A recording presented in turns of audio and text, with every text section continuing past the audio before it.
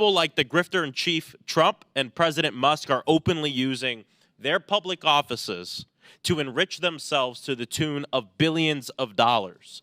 So if we want to look at waste, fraud, and abuse, which I'm down to do, why is there complete silence on the other side of the aisle about looking at the complete grifter that is the President of the United States and the richest man on the earth, which is looking into things like Social Security and different things like that? Why don't we investigate the real corruption? Hold off. Point of order. I reclaim my time. Point of order. Mr. Chairman, point of order. Hold off. There was a point of order when you said something. Who asked for it? Mr. Higgins. Would you like to revise your remark with respect to improperly identifying the President of the United States? I'll say President Musk and grifter-in-chief Trump. All right. Grifter-in-chief Hey, Mr. Chairman, point of order. Wait a second. If I wanted to challenge someone to a fight, they would know it. Thank you. Chairman, if Mr. Musk actually came here, then maybe the rules committee I heard no would apply to him. disparagement of But- the I'll say something else. We'll save a lot of time. I'll say something else. Okay. All right. We're going to let Chair recognize Mr. Frost. You still have 3:49. You're going to maybe revise the disparaging comment about the president because that's supposed to be our decorum here. And It is supposed to be. President Musk and the President of the United States, Donald Trump, who is engaged in grifting of the American people, often use their public offices to enrich themselves.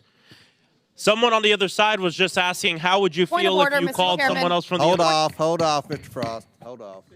There's a pending motion for disparaging the president. I will say the president's grifting because you spent the last 2 years saying President Biden Take down was his words. I can say that Trump is grifting. What I will withdraw is calling him grifter-in-chief. That is what I will The chair withdraw. sustains the point of order, and the words in question are ordered stricken from the transcript of this proceeding. This is crazy. Republicans got some damn nerve. They're trying to reprimand Representative Frost for calling Donald Trump a name. Donald Trump, the guy who has dumbass nicknames for everyone, except Vladimir Putin, of course. Little Marco, President Putin. Lion Ted, President Putin. Crooked Joe, President Putin. Crooked Hillary, President Putin. Ron DeSanctimonious, President Putin. Governor Trudeau, President Putin. He even allows his press secretary to call the Prime Minister of Canada Governor Trudeau. Republicans gotta be kidding about decorum when they all applaud Donald Trump calling people names all the damn time. They say anyone who thinks Donald Trump's name calling is immature, juvenile, and outright stupid are all snowflakes.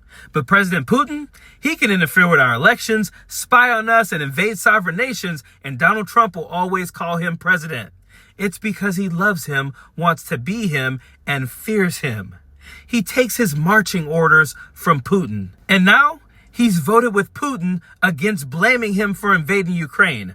What the hell? If this doesn't tell you he's a puppet for Putin, what does? Did you ever think you'd see a vote like that did put the U.S. on the same side as Russia, North Korea, Belarus, all these other Moscow-friendly nations?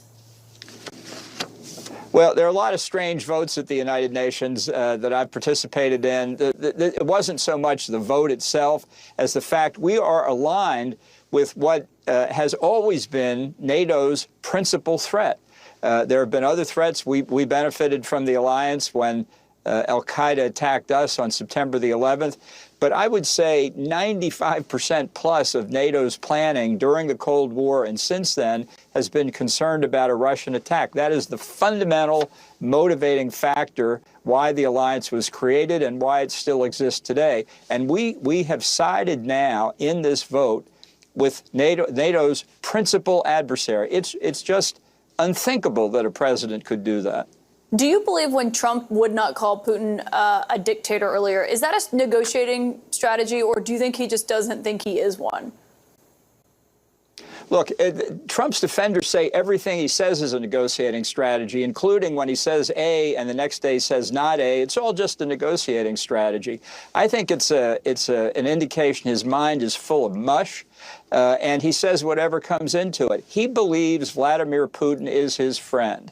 And, you know, you don't call your friends dictators. He doesn't like Volodymyr Zelensky. He hasn't liked him since the perfect phone call of the summer of 2018. So it's no sweat off his back to go ahead and call Zelensky a dictator. This is somebody who is not fit to be president. He can't tell America's friends from its enemies. His brain is mush. I'd have to agree. I mean, I really never thought I'd see the day where we would be going against our allies to side with communist countries. That's absolutely crazy. I mean, again, Donald Trump makes up nicknames for everyone, but you have yet to hear him make up a nickname for Vladimir Putin, a guy who has committed war crimes, a guy who is a dictator, a guy who is a communist. Donald Trump makes names up for people here in America, but won't make up a name for a country that we are not allies with. He absolutely loves Vladimir Putin, and he wants to be him, and that is why this country is where it is today. You voted for this. People really did. Some of you voted for this, some of you didn't show up, and that is equal to voting for this. We fucked around, and now we are finding out, and it sucks. Period. Don't want no enemies or ops. Envy in their heart, I tell them stop. Vacation on the yacht.